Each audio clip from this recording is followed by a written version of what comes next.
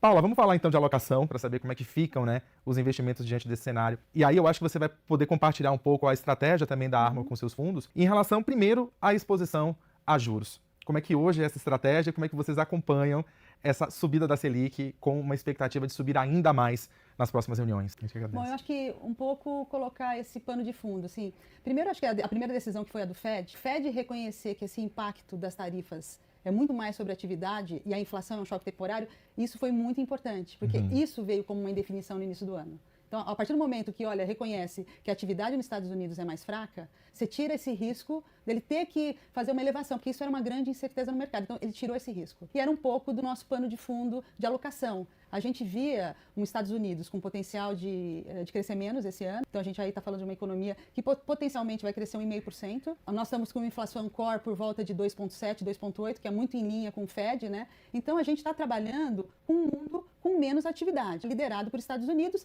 E você tem outras regiões como Europa, anunciando novos estímulos, né? E China também. Esse é um pouco do pano de fundo que a gente tem.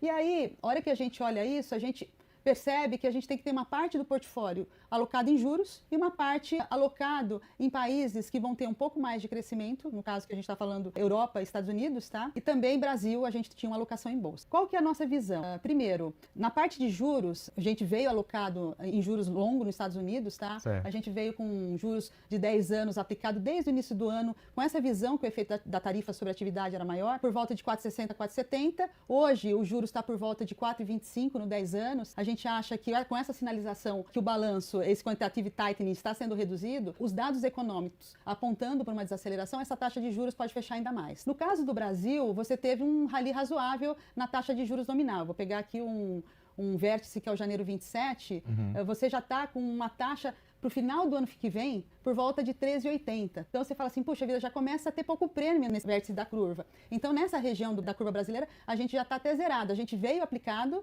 tá? Porque tinha muito prêmio, você tinha aí FRAs na ordem de 15% nessa região, teve um rally grande até pela apreciação do real, e nesse nível de preço já não faz mais sentido. O que a gente acha que está tendo uma alocação por conta de um movimento de dólar mais fraco lá fora, de juros como um todo. Então a gente está vendo gringo, investidor estrangeiro, entrando no Brasil, tá? Para aplicar vértices mais longos, né? Porque o nosso nível de juros ainda é bastante elevado, tá? Mas eu não estou falando aí de um vértice intermediário aí, que é um janeiro 30, janeiro 31, tá?